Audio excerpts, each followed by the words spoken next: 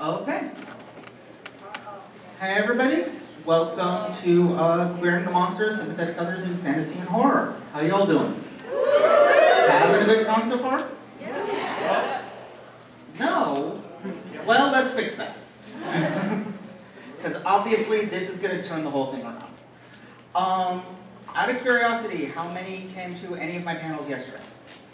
Okay, so a little of this panel overlaps with stuff I talked about in the Steven Universe panel, but not a lot. They're mostly separate. There's also going to be a little overlap between this and some of the things that will get talked about in the Ikuhara panel later today, because Ikuhara. Anyway, let's get started. Hi, I'm Jen A. Blue, also known as Frober Online. I write books about animation, and this is a panel I sort of randomly came up with because I played Undertale and watched Devilman Crybaby around the same time, and I was like, huh, there's something going on here. And sort of expanded it from there. So let's jump on in. First off, a word about language. I use the term queer throughout this presentation as an adjective and occasionally a verb, meaning not conforming to allocis heteronormativity.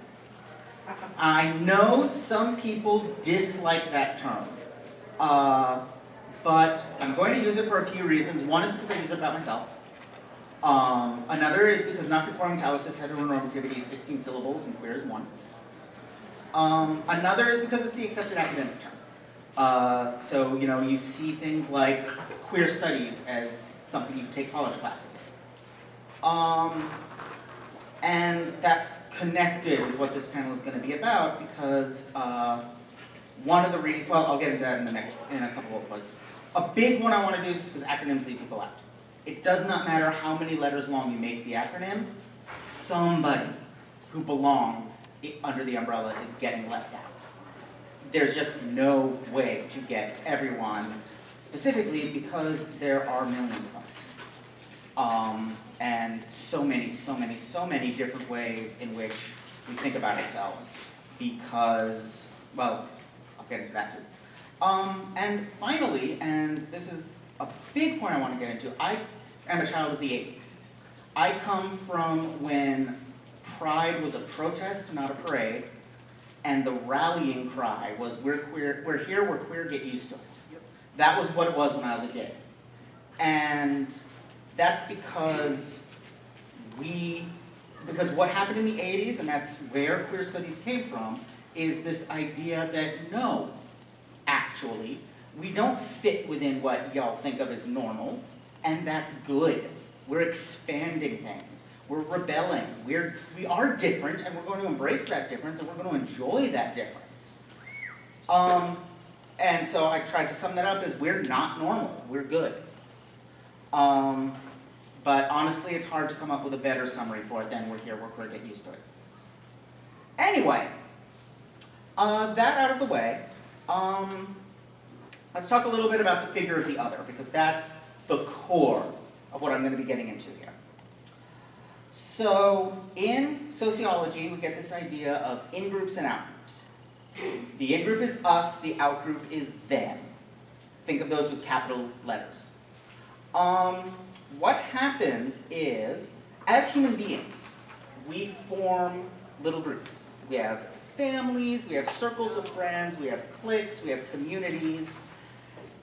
There are billions of people in this world, and you can remember the names of the names and faces of about 150 to 300. It's just not possible to be in a group with billions of people. So what happens is we belong to these groups, and sometimes we meet people who also belong to these groups, and we want to let them know that we're in the same group. So groups develop ways of signaling membership. We develop little clues that people in the group know, and we recognize each other because of them. The problem happens when some groups get power over other groups, and they get to declare themselves the in-group, and everyone else becomes out-group. because then those signals stop being signals that I'm a member of the group, and they become signals that I'm normal. And normal is a serious problem, because normal is tiny and constraining and restrictive. What happens is over time, as these things get maintained as norms, is that they become moral imperatives. It becomes you are normal or you are bad. And that's when it gets really problematic. And we've all experienced this. Everyone has, because no one fits within our culture's tiny little circle of normal. It has gotten so tiny and so narrow that I do not think you can find a single human being who actually fits inside of it. But some people are closer to it than others, and that tends to correlate with power. As a counter to that, there has risen over, it's always been there, but over the course of the 20th century, there's gotten stronger, a different way of dividing up good, bad, right, wrong, who gets to participate and who doesn't, which is, instead of normal, not normal, flip it around, harmful, not harmful. This is an approach which values consent. If everybody involved with a thing agreed to that thing, then okay. Not my thing, but if y'all are into it and agree to it, cool. Harm itself, as in suffering. Things that cause suffering are bad, unless everyone involved agreed to it, in which case is it really suffering? And obviously when we're talking about agreement and consent, it's uncoerced, unforced, if anything like that is involved, then it stops being consent. And finally, kindness, which I talked about this a lot in the Steven Universe panel. I'm going to talk about it a little more in here, but when I talk about kindness, I'm not talking about being nice to people. Because sometimes the kindest thing you can do is to be very not nice. I am talking about recognizing that other people are not you, and that what works for you doesn't necessarily work for them. I'm talking about being willing to stand up for one another. I'm talking about being willing to take care of one another. Now, again, I went over this in a lot more detail because it was more of a focus of the panel in Steven Universe 1. In-groups are defined by fear. And they become more defined by fear the more powerful they become. Because the other is characterized by fear. People are afraid of difference. And they are afraid of change, and they are afraid of new, and that's why they hide within these little circles we call normal. And getting past that fear and finding ways to cure that fear is one of our big challenges just as human beings. So, let's get into a bit of, if you've been to my other panels, you know I tend to do, here's a bunch of theory, and then here's some examples from stuff you might be familiar with. So, here is a bit more theory.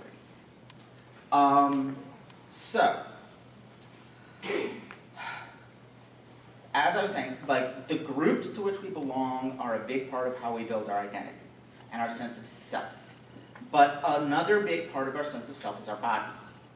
And these become connected to each other in complicated ways. So, back in, I believe, the 1940s, a man named Mikhail Bakhtin wrote a book called Rabelais and His World. I believe it was actually his doctoral thesis, in which he talked about carnival, and the medieval tradition of carnival specifically, in which the tradition was, the king would serve his vassals, and there would be plays mocking the powerful, and there was just this whole sense of let's take all of our society, because normally you can't make fun of, the king or the local lord or whatever, they will murder you, and because they're allowed to. But during Carnival it was different. Everything got flipped upside down. There was a lot of comedy, a lot of people dressing strangely. It's where we get, ultimately it's where we get the modern circus, it's where we get Mardi Gras, it's where we get a lot of traditions of let's just throw out the rules and have chaos reign for a day, a couple days, a week, as a way of blowing off some steam. So there's a lot of flipping over normal versus not normal. There's a lot of crossing what are normally boundaries. People would cross-dress during carnival. They would, again, like the king would serve his vassals, all that kind of stuff. And there was a lot of stuff, like the comedy tended to be very slapstick, very scatological. It was very much like poop and farts and like people getting hurt as the source of comedy.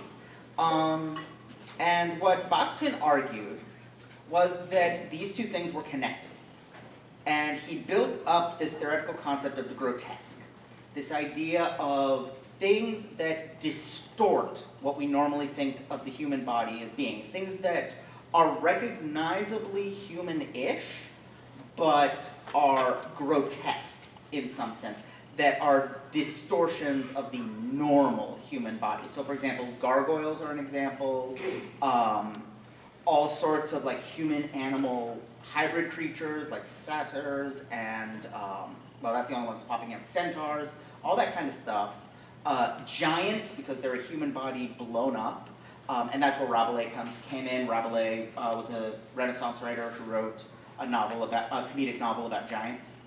And the idea is that what this is doing is allowing us to explore the idea of otherness by giving us something that is physically other. And then a couple decades later, a woman named Julia Kristeva comes along, who is a feminist scholar. And she comes along with a very long essay, short book, called Powers of Horror, in which she discusses the idea of abjection. Whoops. So, abjection, so the abject is something which is neither subject, me, or object, that. It's something that crosses the border between the two. Its wounds are abject. Excrement is abject. Vomiting is abject. Bleeding is abject. It's things that violate the boundary between self and other. And it's things, so abjection is the process of declaring something to violate that boundary. And she ties this into feminist theory and the idea of the grotesque. She argues that this is the link between the political side of carnival and the physical side, oh my God, stop doing that, of the grotesque, where she is arguing, sorry, brain fart because of what I just did with the slides.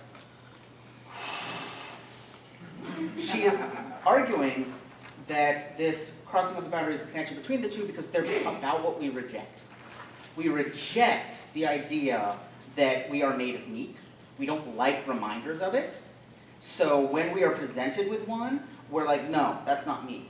That gross goop that just came out of me is not me. It's something else that I'm going to get rid of, which, I mean, sanitation-wise, you kind of have to. Please do.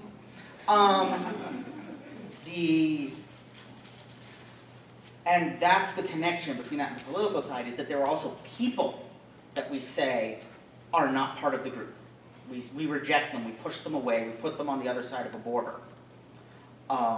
They are abjected people.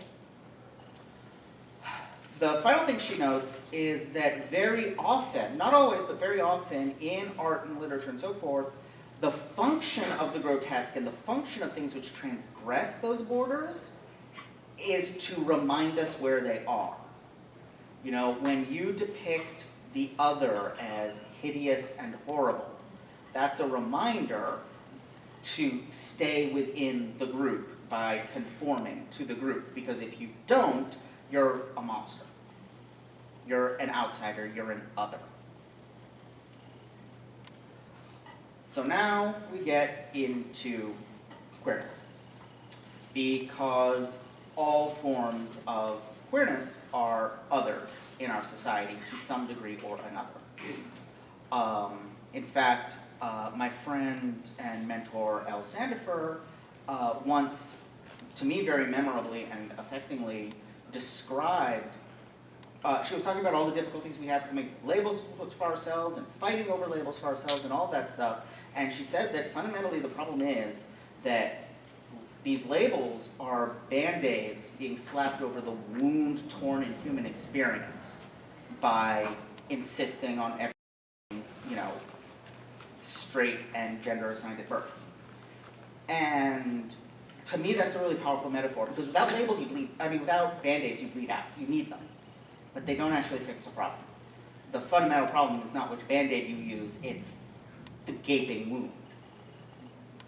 So it gets othered, and a couple of examples, I'm sure we can all think of plenty of examples of ways in which queerness is othered and associated with monstrous behavior.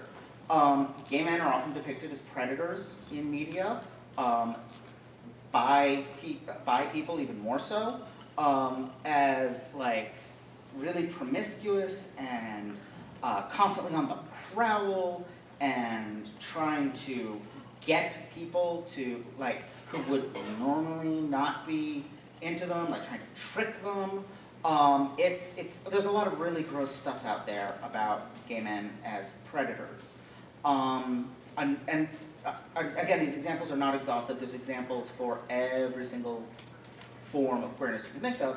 But another example is trans women are very frequently depicted as lying.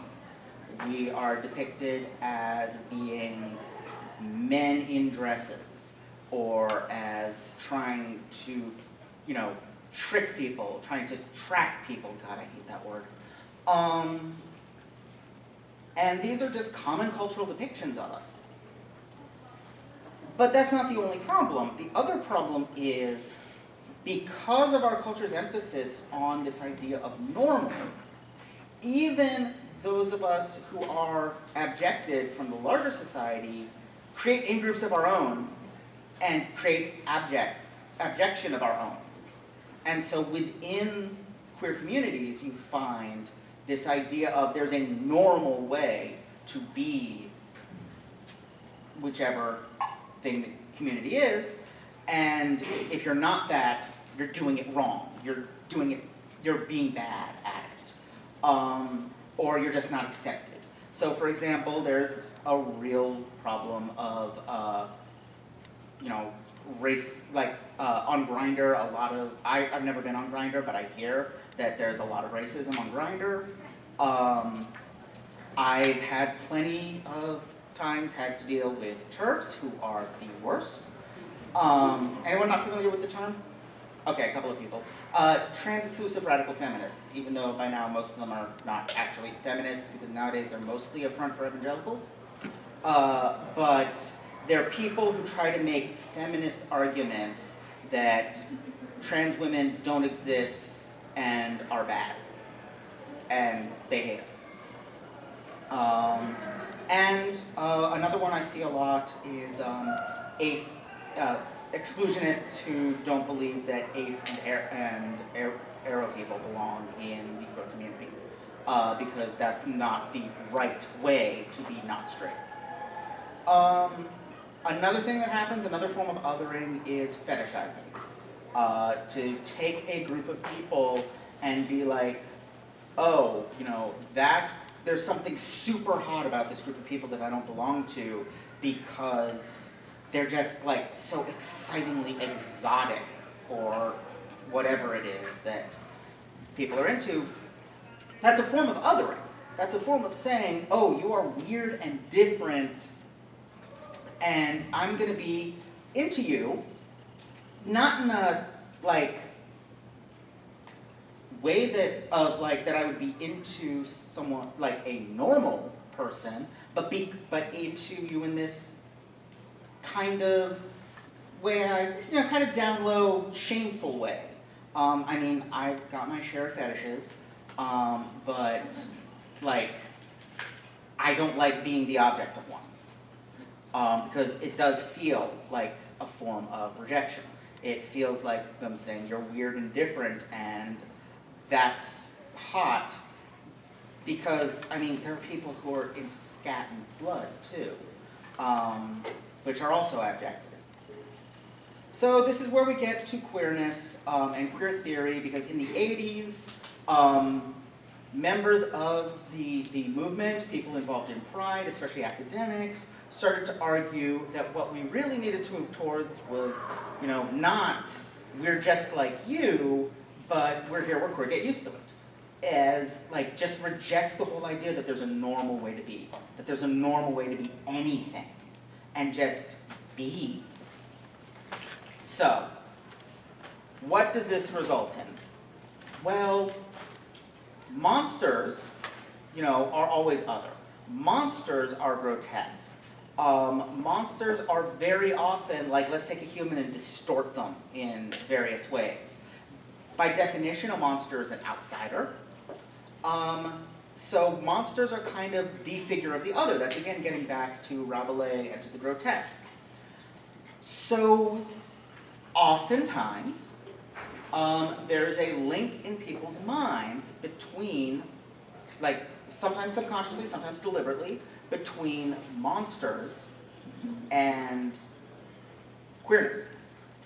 And yes, one way in which that takes form is stuff like, treating gay men as predators, but you can turn it the other way around too and see monsters as symbols of being queer in the queer community. And you see that happening all the time. The queer community often takes on monsters as a way of, as mascots, so to speak.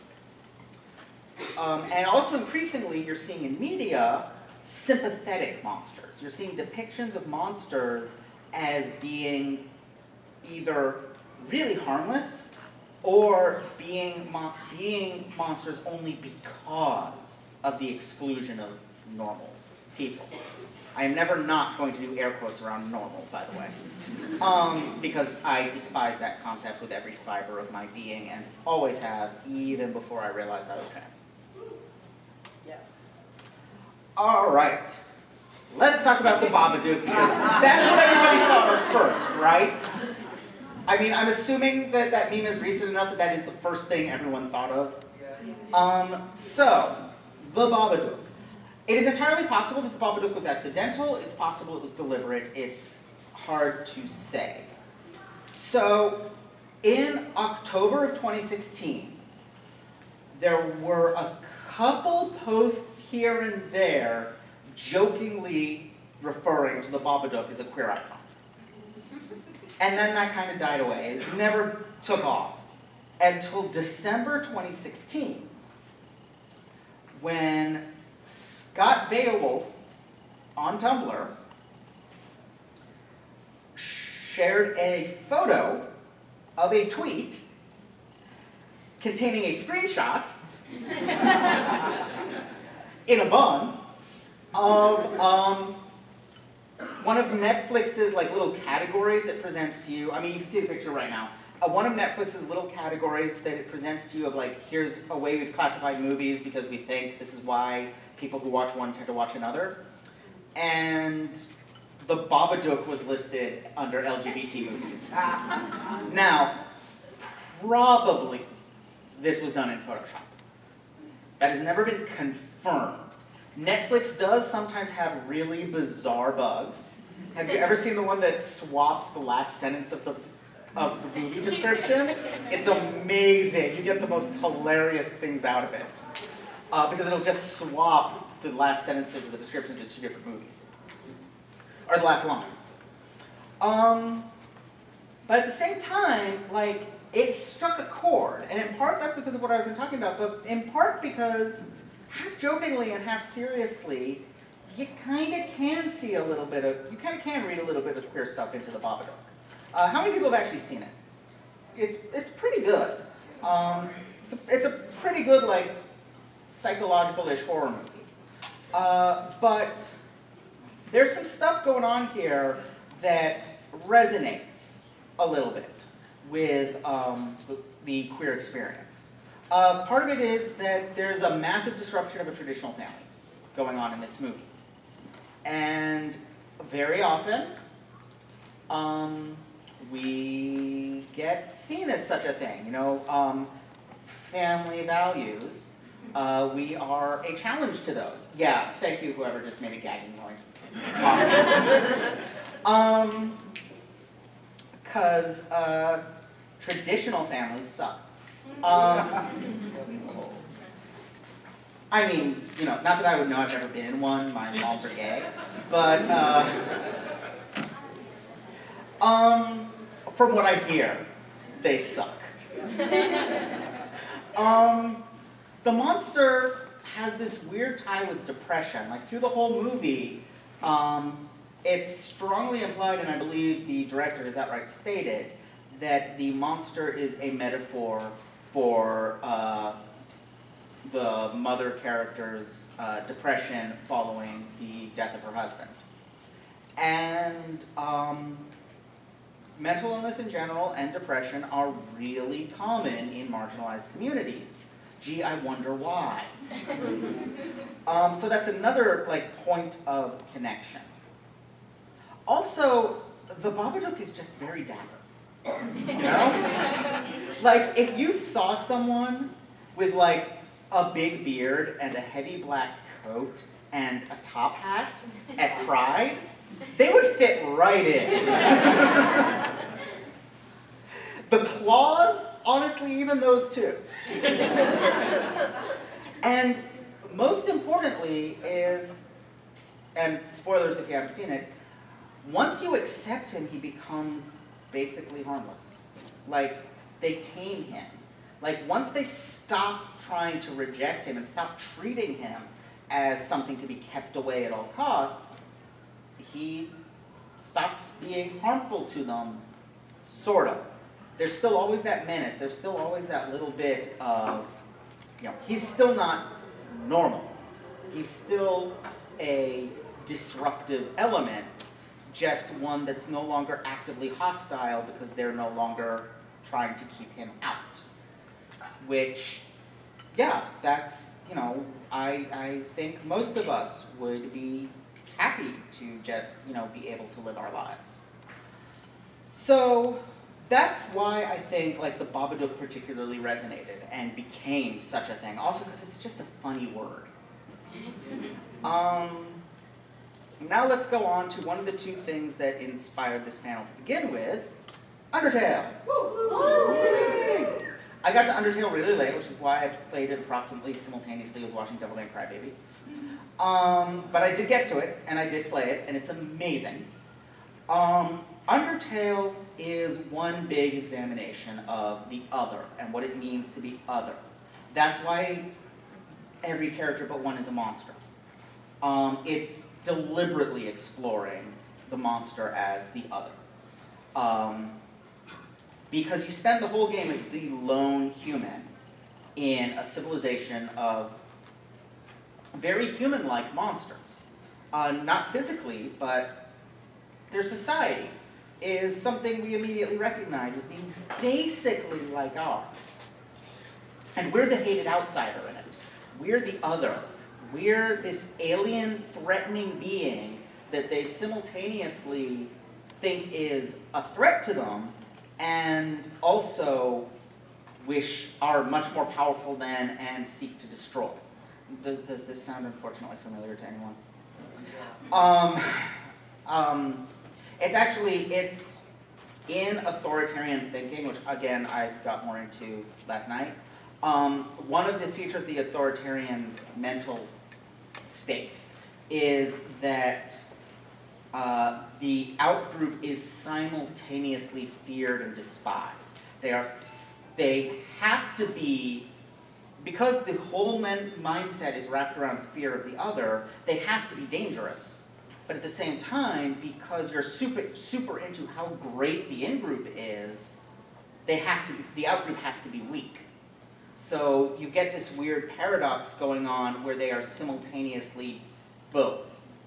And that's what's going on in Undertale. That said, monsters within their own society have their own norms and their own outcasts. There are monsters who are seen as weird by other monsters. There are monsters who are rejected by the other monsters and who feel left out with the other monsters. You know, there's a distinct sense that nobody except his brother really gets what Sans is or what's going on with him. Toriel is isolated, all completely alone. There's definitely some of that going on. Some of the descriptions of random encounters imply that these are people who have been rejected by the other monsters and gone out on their own. So again, they're very much like our society. To me, by far, the most interesting way to play Undertale is the pacifist run. Because at the core of the pacifist run is the refusal to reject anyone. This is not realistic as a goal for human beings in the real world. Because if you just stand there while people are hurting you, they will continue doing it. People will generally do whatever they can get away with doing. But within the context of the game, it's a way to explore this idea of what if we didn't reject anyone? What if we didn't objectify anyone? What if we treated everyone we encounter, even people who open up by attacking us, by trying to befriend them, trying to find the right things to say and do? It's actually a really powerful kind of escapist fantasy that, how often have you wished that if you could just find the right thing to say or do to make people stop being bigots? You know? You can't, but God, would it be great if you could, you know? If somebody made an anti-bigot beam that could be fired from orbit, how awesome would that be? It would also be terrible because presumably you would be able to have settings other than bigot, but it would be awesome too. Also, a lot of the monsters are just literally straight up queer. There's the Royal Guard enemies, who on a pacifist run, the way you get past them is getting one to take his shirt off and then noticing that the other one gets all hot and bothered and then convincing them to talk to each other about this, and they go have a date instead of fighting you. There's Alphys and Undine, who, the difference between the normal pacifist ending and the good pacifist ending is getting them to hook up. And they are both women. There's Metaton, which I put the picture in there because I actually missed this on my playthrough. But if you buy I forget if it's called the big key or the secret key, but if you buy that key from the Caddy sisters and go to the locked house where the ghosts live, you get into this room that's super, super pink and feminine. And you start reading these diary entries, and it's a ghost who is getting a new body created for them by Alphys. And you quickly realize this is Metaton's origin story. And Metaton is exclusively referred to with masculine pronouns throughout the game. Metaton is trans. And that's awesome. And finally, the Napstablook is only ever referred to with gender-neutral pronouns. Same with the player character. Only ever referred to with gender-neutral pronouns. Both you and Napstablook are, in implication, non-binary. If it was just the player, then it would be oh, the game is not making assumptions about the gender of the player. But because there's a character that they do the same thing, it's oh no, they're deliberately doing this. And as I said with Alphys and Undine, these aren't the only examples. A huge part of the game is helping love to happen, and through that, healing. That's why your character is represented by a heart in the combat screen.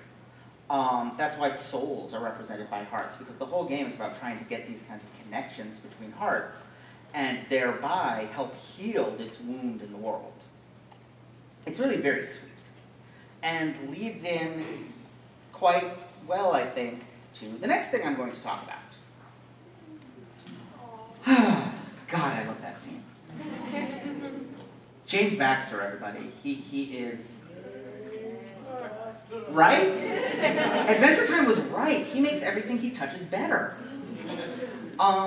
seriously, if you're not familiar with James Baxter, you can find on YouTube a supercut of scenes and shots he did over the last like 25 years of animation, and it's jaw-dropping how gorgeous his work is.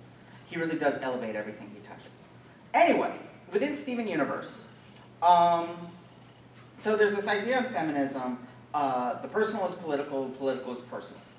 And the idea is that there really isn't a divide between our personal lives and politics because they influence one another. Our personal experiences influence what our politics is, and what's going on politically has impact on our lives. There's something that some media does. Steven Universe is a good example of this.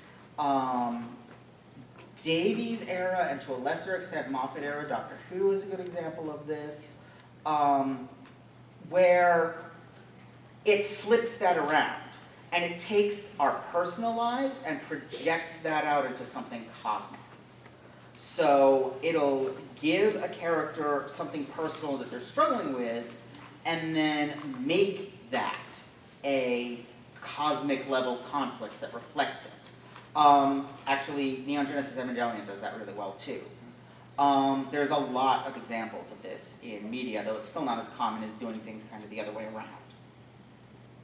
Steven Universe does this really, really well, because the interstellar rebellion at the heart of Steven Universe ultimately comes down to someone came out to their family and was rejected. Because it was essentially a royal family, this then turns into a war. But that is at the core of what it is, of what this conflict is.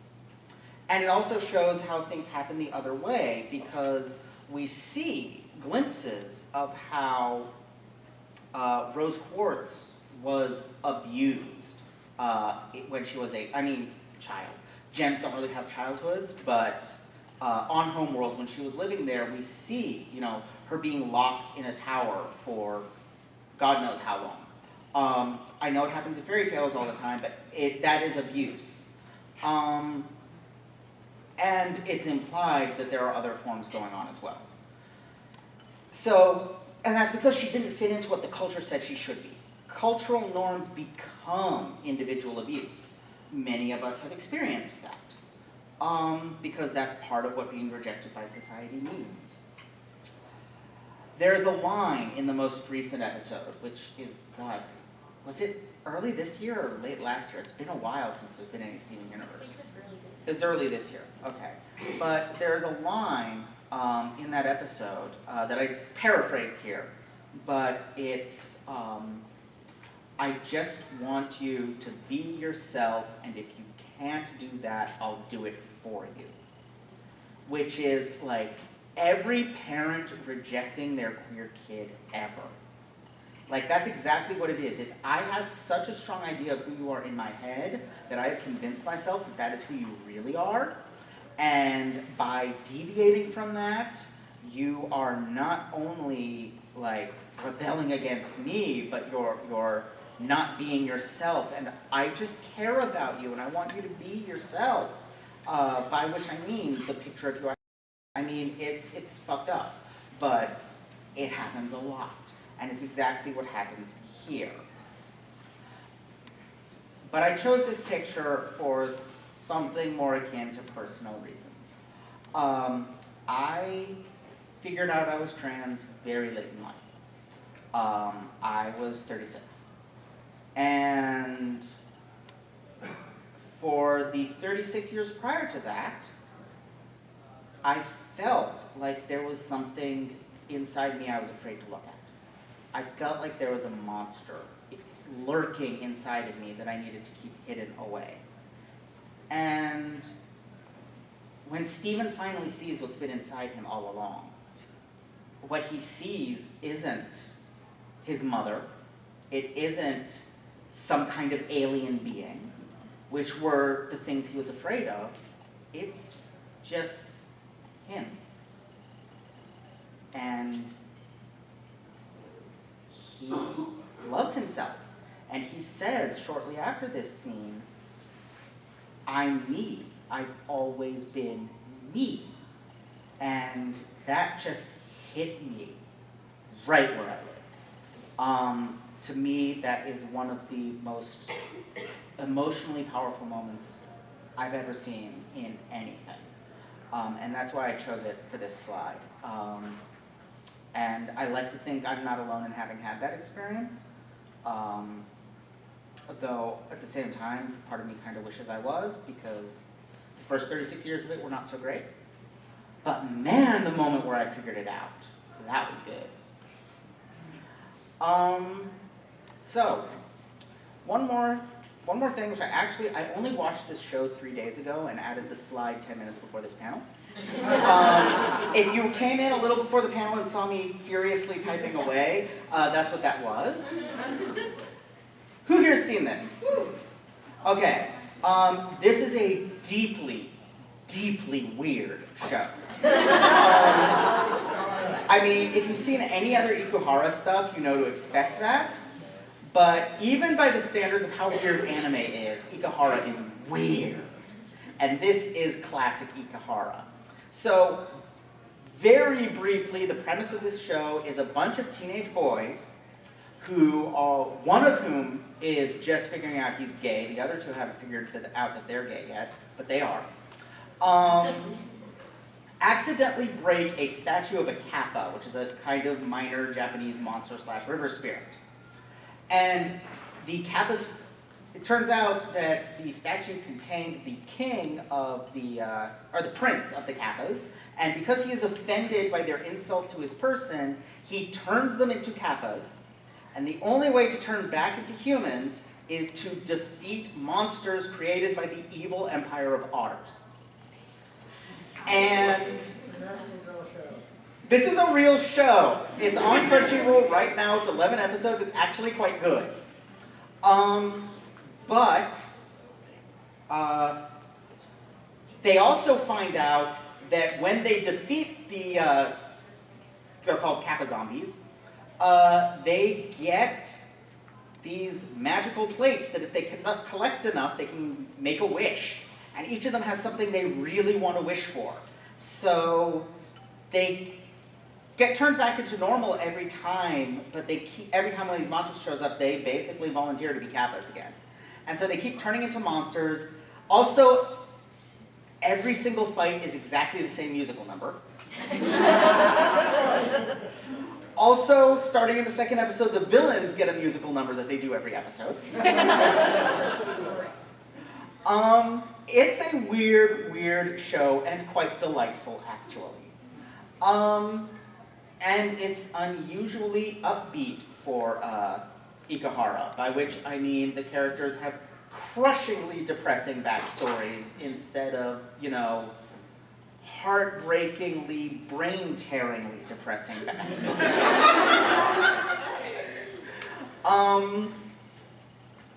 But, anyway, the whole turning into a kappa thing, the whole experience of the show is these kids, well, one of them is already consciously aware that he has a crush on another boy. But it's the three of them figuring out that, yes, they are gay, and that they can be okay with that. It's figuring that out and coming to terms with it, and all of the weird stuff with turning into kappas and fighting ghost zombies and all of that, and even the otters, is them figuring that out and coming to terms with it. It's all one big metaphor. Oh, also, I neglected to mention that at the beginning, the main character is cross-dressing as a minor star because he is tricking his sick little brother into thinking that he's instant messenger friends with that star that he's a big fan of. So he's dressing up as her and taking selfies and sending them to his little brother to try to cheer him up because he's very, very sick. There's a little bit of hinting that he may be somewhere, like, not entirely as male as he thinks he is, but it's never made explicit whether the cross-dressing is just cross-dressing or if it's an actual, like, gender expression thing. But very rapidly it becomes clear that the other two boys have crushes on him. His own version of gay awakening has more to do with feeling like he doesn't belong in his family and coming to terms with that. Both, especially the character Enta, is dealing with the pain of the first crush, and a lot of gay kids have had that first crush with your friend that you're pretty sure isn't gay, and that hurts. So the character Enta is going through a lot of that. Also, the whole thing is wrapped around this idea, the zombie ghost monster things are created when someone has a dark secret that they're trying to keep hidden. And defeating them reveals that secret. But also, every time the boys defeat someone, they go through Sarazenmai, which is a blending of minds that causes the secret of a secret belonging to one of them to leak into the minds of the other two. So every time they want to fight, they become aware of something the others have been keeping secret. These secrets are pretty much all at least somewhat sexual. The ones from the monsters, at least. The ones from the boys are more varied. Some of them are pretty dark, as I said, Ikahara. So it gets a little bit into, like, kink and queer are, in my view, adjacent. They're not the same thing, but they're kind of natural allies, because they both lie outside the norms of whatever that 15-syllable word I had on the first slide is. I can't actually call it up if I don't have it in front of me.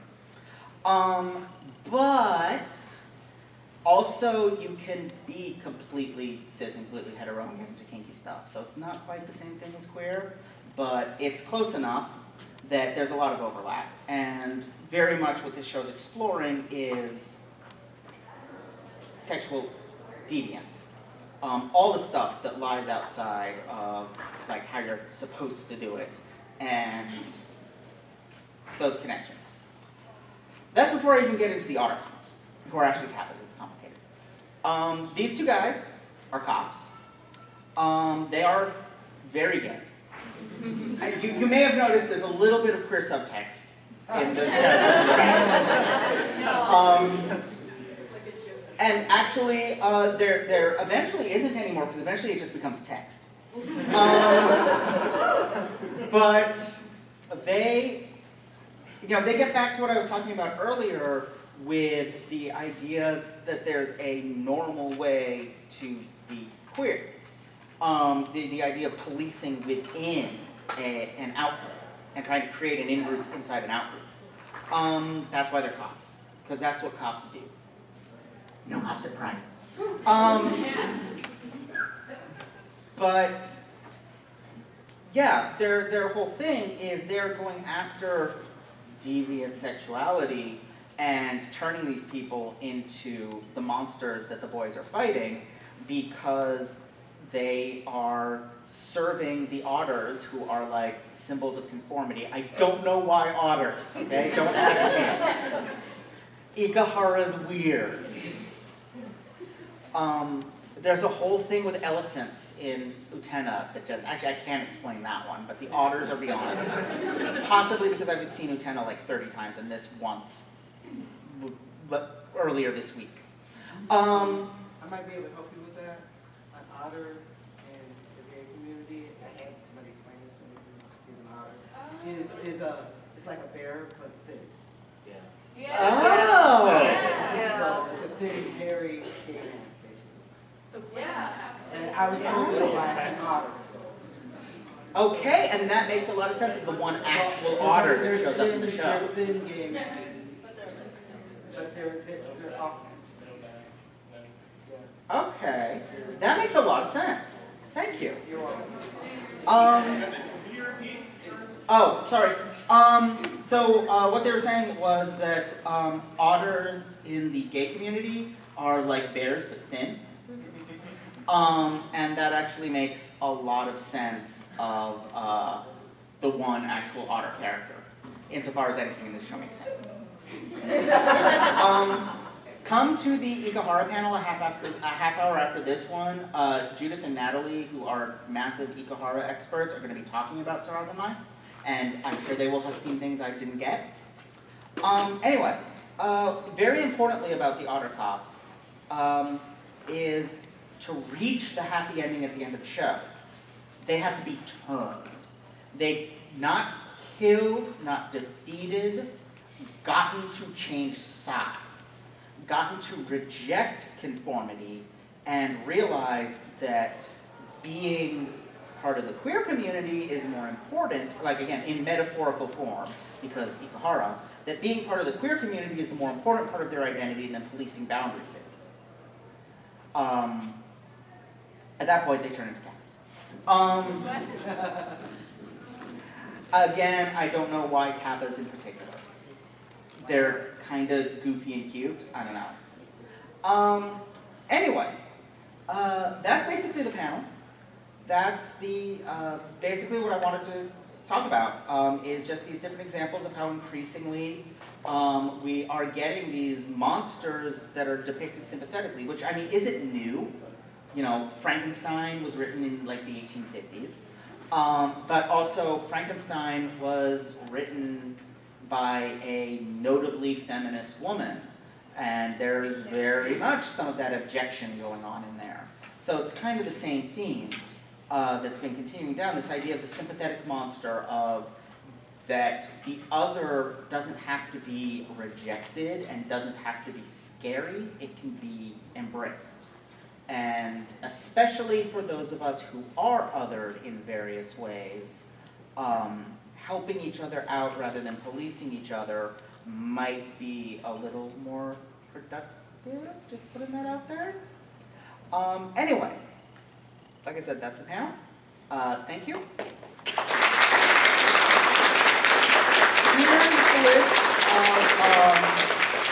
Here's the list of panels I'm doing this weekend.